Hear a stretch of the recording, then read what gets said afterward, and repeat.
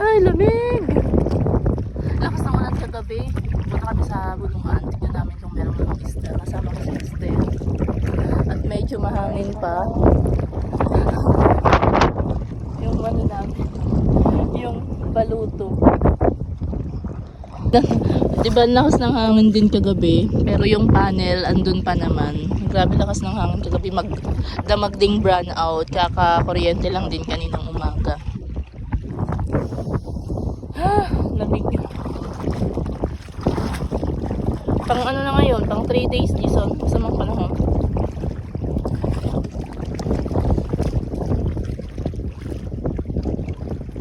Lamig.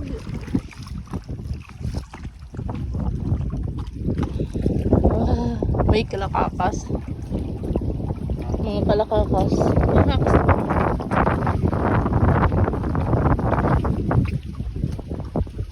Yun yung panahon natin. Anong oras na kanina pag-alis natin? Sasama tayo doon sa loob ng bunuan.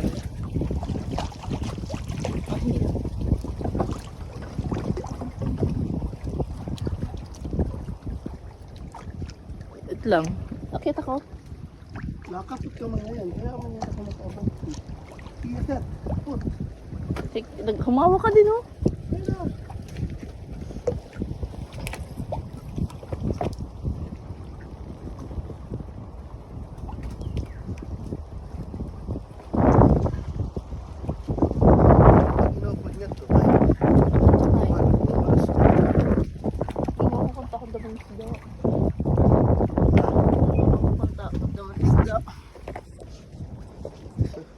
Sabay ito, kanhulos. 5:39 ng umaga. Ito yung solar panel natin. Andyan pa naman.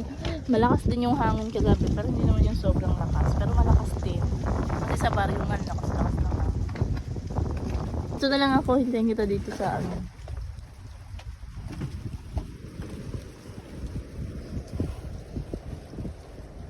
Sasama tayo doon sa loob ng bunuan.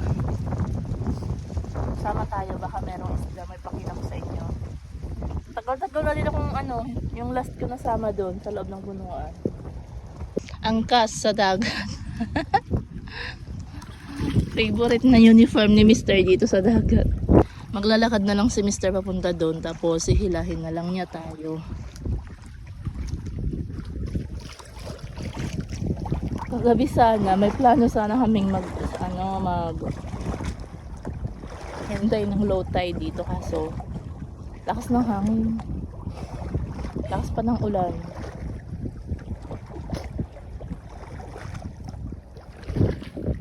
Nakatsinelas ka? Parang medyo maliwanag na doon, pero doon napakadilim pa. Ganyan kataas yung dagat oh, ganyan kataas.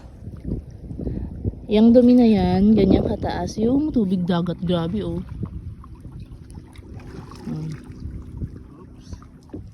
Ganyan kataas yung dagat. Kagabi. Uwi tayong. Nakita siya ng tayong tinanggal niya. Ang dumi oh. Puro dumi. Hindi ka lang ha. Oo. Ano? Dito. Dito! Ito yun! Lilinis muna si Mister dyan. Lilinisan mo muna yan. Kasi kailangan tanggalin niya. Meron silang ginawa dito. Kasi kapag sobrang dami ng dumi, ginawa ni Papa ng paraan dyan. Tinatanggal nila dyan. Para dyan na lang papalabasin yung dumi. Yung net. Binabaklas nila. Yan na lang nila idadaan yung dumi. Kasi napakahirap kung sasalukin pa nila. Dati kasi, sinasalok nila yan palabas. Ngayon, ay naano na lang nila papunta doon. Yan, ganyang ginagawa ni Mister. Yan. Mas madali. Kasi dati talaga inaabot ng ilang oras sa paglilinis dyan. May time kasi talagang puno-puno yung loob ng bunuan namin ng dumi. Ganyan na lang yung ginawa nila.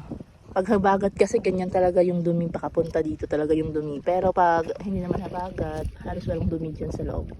Ayan pala yung payag at ito naman yung loob ng bunuan. Magkatabi lang sila.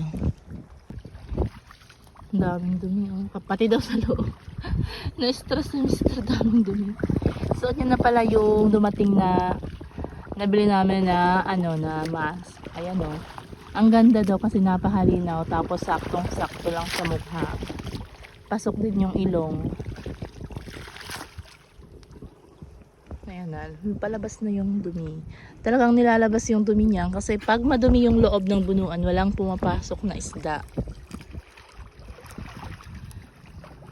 O, diba? Ang dami. Ano yan? Mga dahon-dahon, mga bunga ng mga bakhaw, ganun. Dahon, mga bariw-bariw. O, diba? Madali lang nalinis ni Mister. Pero kung dati kasi ganito, sinasalok nila. Ang hirap, inaabot talaga sila ng ilang oras dyan. Ngayon, mabilis lang. Isasarado niya na ulit. Baka naman lumalabas dyan yung isda. Hindi. Paano ang kalabasan isda ka nasa sugat? Ayan. Nasarado niya na ulit. Malinis na yung loob. Papasok na siya. Tapos doon naman sa loob yung lilinisan niya. Kasi doon talaga yung pasukan ng mga isda. May pinto dyan. Dyan pumapasok yung mga isda. May ito. Diyan. Maray. Ito pa naman ang ito iba. Nalobat nga pala yung cellphone ko at eto nga pala yung nakuha doon sa loob ng bunuan. Niluto nga lang din pala to, sinabawan at sakto lang sa panahon dahil malamig.